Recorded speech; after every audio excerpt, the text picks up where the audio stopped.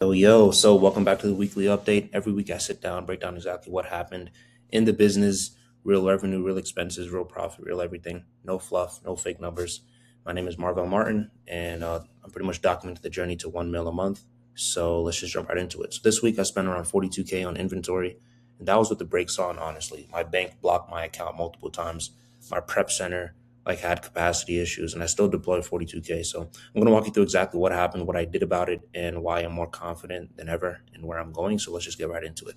So, episode two. So this is this week's P&L. Um, Revenue came in at around like $6,800. That's down from last week. I'll tell you exactly why that happened in the update section, but it's not a bad thing. It's actually a strategic pause. But let's just go through the numbers first. So Amazon fees around $1,017. Cost of goods sold 36.47. Shipping $300. Fulfillment was just $20. Basically nothing this week. And then adjustments, that's negative 197. Supplies around $60. And then software. Um, and then VA pay this week was $718. And that's actually front running a couple things here. So that isn't entirely reflective of the work that was put in last week, but that's still a good thing because it shows that the team is growing. Now the net profit for the week was only like $817, ROI at 17%, which is solid. Now that's lower than last week's 23%, but here's the thing: the P&L this week doesn't reflect the inventory that I actually purchased and the spend that hasn't converted to revenue yet. So the money's in motion. Cumulative profit since we started tracking now is around $2,800. Um, and I'll explain that in full context in the update section as well. But the short version is I intentionally slowed down purchasing this week because some of the operational issues needed to be sorted out and the pipeline is full, right? The machine is just processing, right? So as far as inventory purchase goes, around 42, almost 43K this week. And that's actually with the brakes partially on. So I have a bunch of leads sitting there that I could have purchased and didn't, specifically because I'm dealing with two things. Number one, prep center issues. The prep center I've been working with has had some capacity problems, and rather than just pile more inventory on top of a bottleneck, I paused and I'm now onboarding a second prep center. And once that's sorted out, I can go back to full speed. Number two, and this one is the most annoying one. Like my banks keep flagging my accounts. Like when you're spending, I suppose, like, I don't know, 40, 50K a week on inventory across like multiple transactions, like most banks treat that as suspicious activity. And my payment methods have been getting blocked. Even like my PayPal and Venmos, like I've been trying a bunch of different methods. So I'm in the process of setting up two new accounts platforms that are built for this kind of volume. And then once those are live, that friction essentially goes away and problem solved. And that should be good to go by like today's Sunday. That should be good to go by tomorrow. It already is good to go. I have one account set up and I have another one that's almost finished, like being reviewed, I suppose. So by Monday, Tuesday, we're good to go on that. That problem will be solved. And that's a good thing. The leads are there, the demand is there. The moment these two issues are resolved, we go right back to full deployment. So that's just really a temporary operational pause, not a slowdown for the business. Now, VA performance. Now, I'm only going to show you the top VA, the top two for this week because we have a lot of new VAs still in training, and I'll have more comprehensive data in the coming weeks.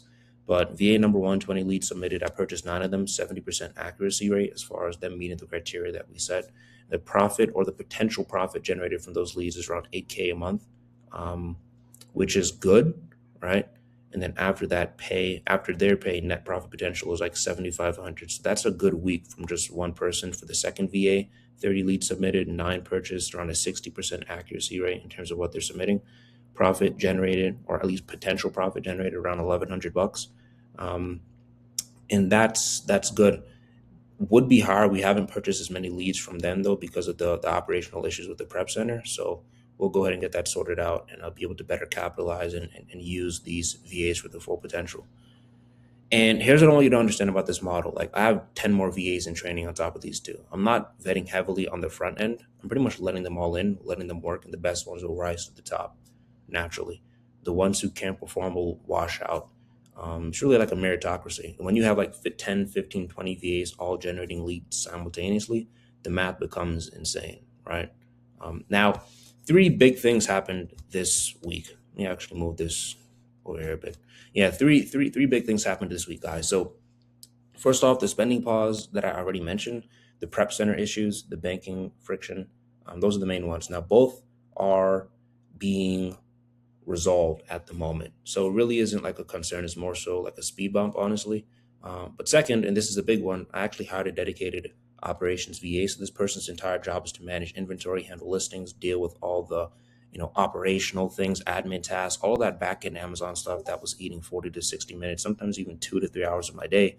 That's done. I don't touch it anymore, which is amazing. And that time is now back in my hands, which is great. That's an amazing thing.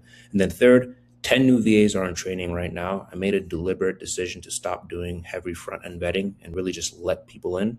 Some will be great, some won't. I did a good job with the training as far as like the SOPs and everything that they're following. So really doesn't take that much personal one-on-one hand holding on my end. And it really is just a matter of, letting them prove themselves. So some are going to be great, some won't, but I'll find out faster this way than spending weeks vetting people who might not perform anyway. And that's what I learned last week or the prior weeks from the first few VAs that I hired. As far as lessons for this week, or from the past week, first, I'm more convinced than ever that scaling fast is the right call. Like every week, I see more evidence that this model works. The infrastructure is there, the leads are there, the demand is there. The only thing that slows this down is me not moving fast enough. That would be the only problem.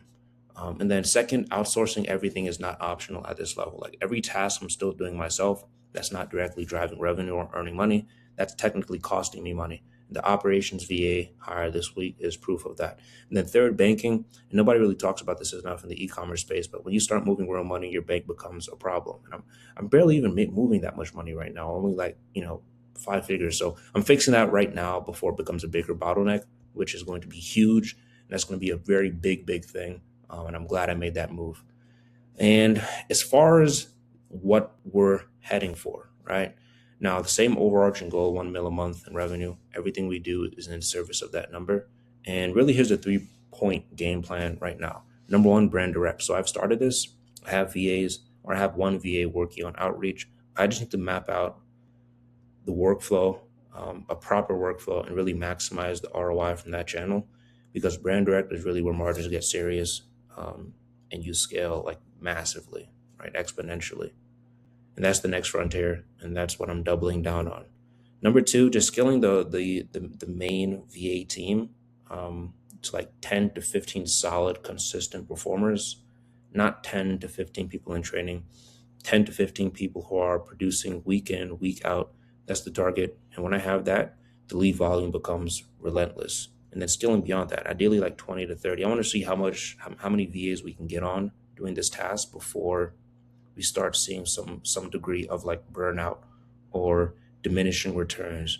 And I don't think we're even close to that point yet. So I'm just going to keep scaling until we get to that point.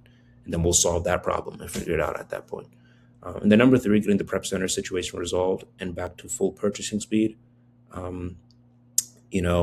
There are leads sitting right now waiting to be bought. The moment the logistics are sorted out, then we're going to be good to go. We're right back to deploying capital at full scale. And that's about it, guys. That's episode number 2.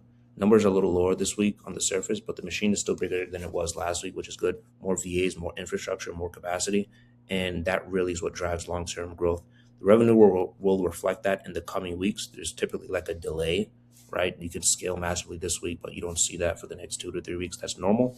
But that's what we will see, and that's what you guys will see over the coming weeks. Make sure to subscribe if you want to watch that happen in real time. You're not going to want to miss it. And make sure to drop a comment what questions you have about this model or anything at all. I'll make sure to answer them.